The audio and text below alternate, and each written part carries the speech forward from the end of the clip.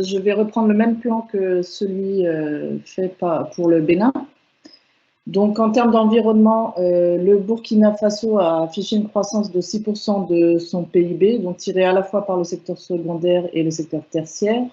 Le déficit budgétaire s'est réduit cette année, donc essentiellement grâce à la vente de licences 4G, notamment à Orange et à Onatel, et une dette publique du même niveau que celui du Bénin, donc à hauteur de 40% du PIB. En termes de facteurs favorables à l'économie, on peut parler des mesures prises pour améliorer les rendements agricoles et notamment la superficie des terres irriguées et des investissements faits par le gouvernement dans le domaine de l'énergie.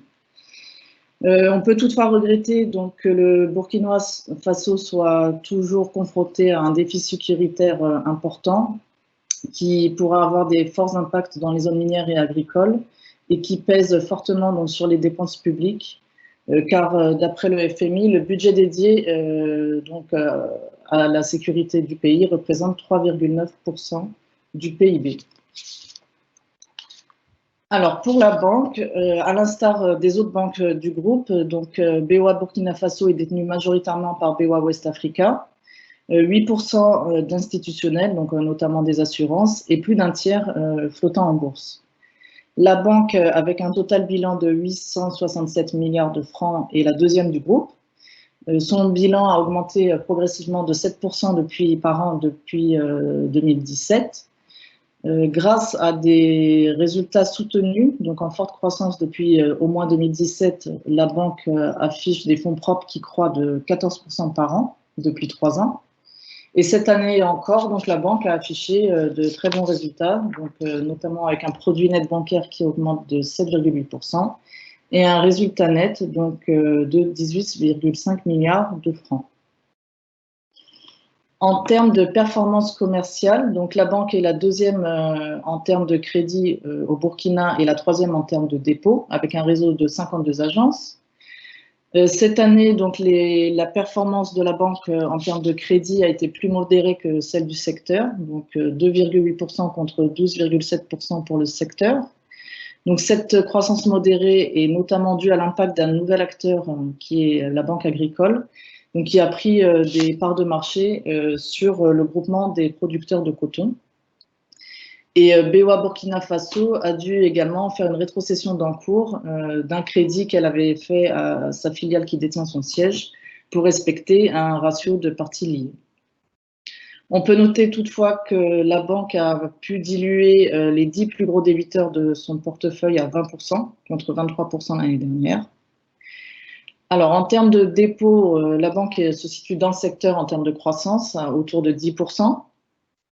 Avec un effort particulier qui a été mené sur le nombre d'ouvertures de comptes, donc plus de 55 000 nouveaux comptes cette année pour la BOA Burkina, qui a logiquement fait baisser le niveau de concentration des déposants. Donc les dépôts non rémunérés représentent 48% du total dépôt. C'est un niveau à peu près stable depuis 2 ans. Et le taux de transformation, donc en légère inflexion cette année, mais qui reste toutefois correct, à 84,5%. Les titres de placement, quant à eux, pèsent 25% du total bilan, avec un encours de 218 milliards.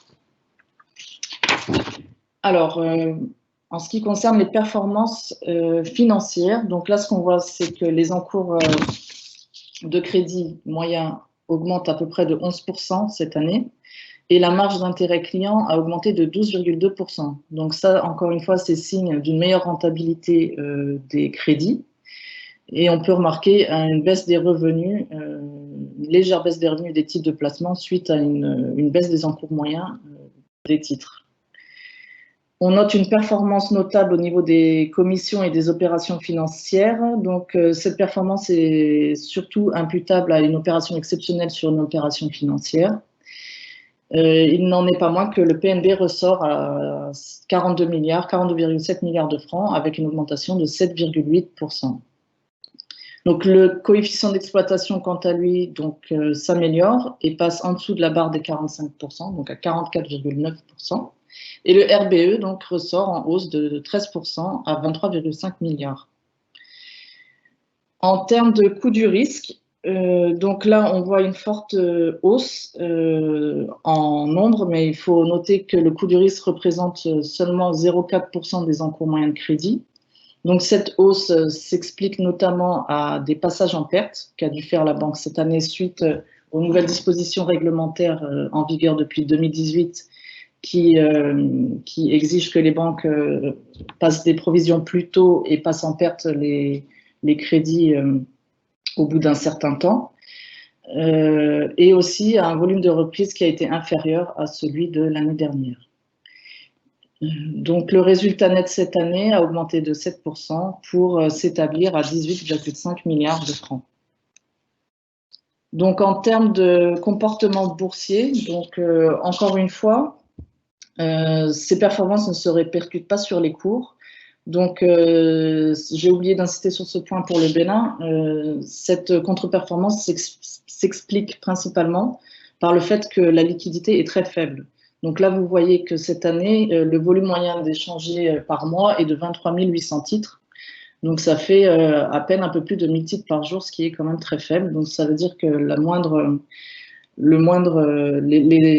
les échanges impactent beaucoup sur le cours. Donc, cette année, la banque va distribuer un dividende en légère hausse de 423 francs par action, ce qui lui ramène un rendement de entre 11 et 13% selon qu'on considère le cours au 31 décembre ou le cours de la semaine dernière. Donc, le paiement a été payé en mai.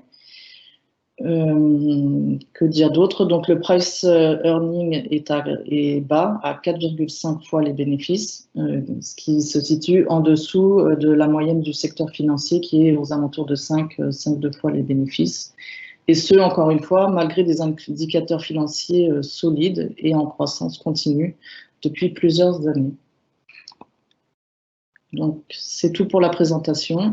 Stéphane. Voilà, merci Laura. Alors, sur le Burkina, on a surtout des questions sur l'impact Covid. Donc, je rappelle qu'on est sur l'exercice 2019 et que cet impact sera traité par notre directeur général en fin de présentation. Peut-être que donc Abderrazak ou Faustin, le directeur général de la banque, veut dire un mot sur le développement des produits digitaux qui devient donc une activité importante pour la banque. Oui, bien sûr. Ok, il n'y a pas de souci. Bon, je rappelle tout le monde que depuis maintenant bientôt 5-6 ans, le mot-clé qui guidait notre stratégie au niveau de toutes les filiales et pas uniquement l'UMOA, c'est le mot transformation. C'est la transformation. Donc, dans un premier temps, on a mis en place la transformation bilancielle qui visait donc à baisser la concentration en allant d'abord vers le retail et après vers la PME. Et là, tout à l'heure, on a vu par exemple les prouesses de BOA Bénin concernant ce marché de la PME. Et le deuxième volet concernant la transformation, c'est la transformation digitale. Et donc, je rappelle les faits marquants qu'a cité Laura tout à l'heure, ou qu'a présenté Laura.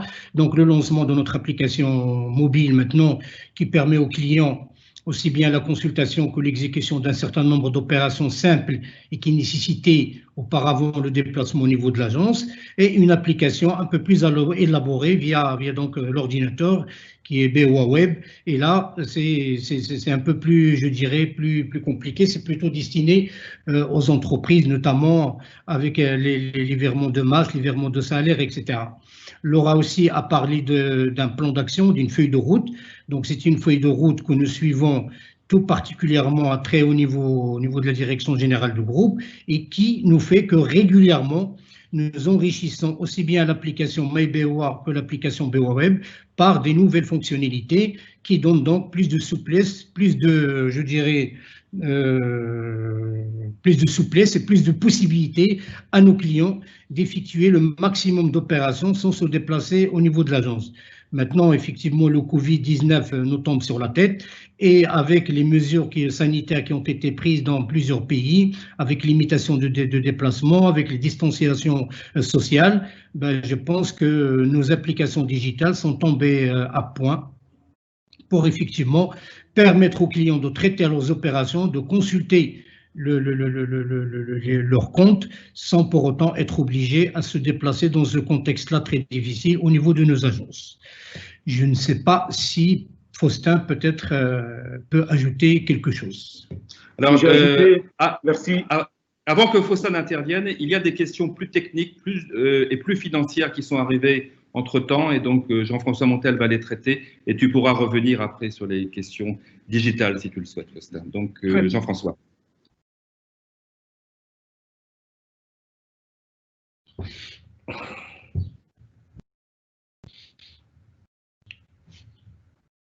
Jean-François, tu as coupé ton micro. Jean-François, c'est à toi. Hein.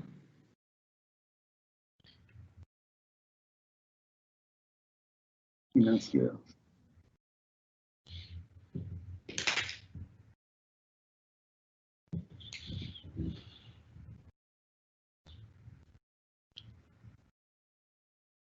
Bon, je propose à Faustin alors de faire son complément de réponse sur les canaux digitaux, le temps que Jean-François se reconnecte. Hein. Bon, pour les produits digitaux, je pense que Abdelrazak a dit l'essentiel, mais je vais revenir sur la présentation de Laura, notamment donner plus d'explications relativement à l'évolution modeste des crédits. Outre l'explication qu'elle a donnée, il faut noter aussi que la banque a priorisé la rentabilité à volume. Parce que quand même, il y a eu de grosses opérations qu'on n'a pas souhaité financer du fait de la faiblesse des taux. Donc, relativement à la contre-performance des cours, là, il faut noter aussi que au niveau de la bourse, on a noté quand même le retrait quand même des investisseurs internationaux du marché de la BRVL. Là aussi, à cela s'ajoute, comment dirais-je, en quelque sorte une perte de confiance des investisseurs et du fait aussi de la baisse des indices de performance de la bourse. Tout ça là impacte l'évolution actuelle des cours. Voilà ce que j'ai à dire par rapport à la présentation. Merci bien. Alors, je ne sais pas si Jean-François peut reprendre la parole, sinon on va passer à la banque suivante. Jean-François, je vais reprendre la parole, hein, bien entendu. Donc, il y a beaucoup de questions qui sont posées donc, sur les performances du titre.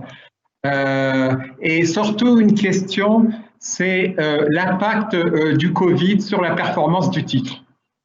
Donc, comme a dit Stéphane tout à l'heure, on va regrouper parce que l'impact Covid, il est commun pratiquement à toutes les banques, à toutes les filiales. Donc, c'est, comme l'a dit Stéphane, c'est Emin Bouhabid à la fin qui fera une présentation résumée des impacts Covid sur la banque. Mais là, comme on est en train d'analyser, de présenter les comptes 2019, donc en 2019, il n'y avait pas de Covid.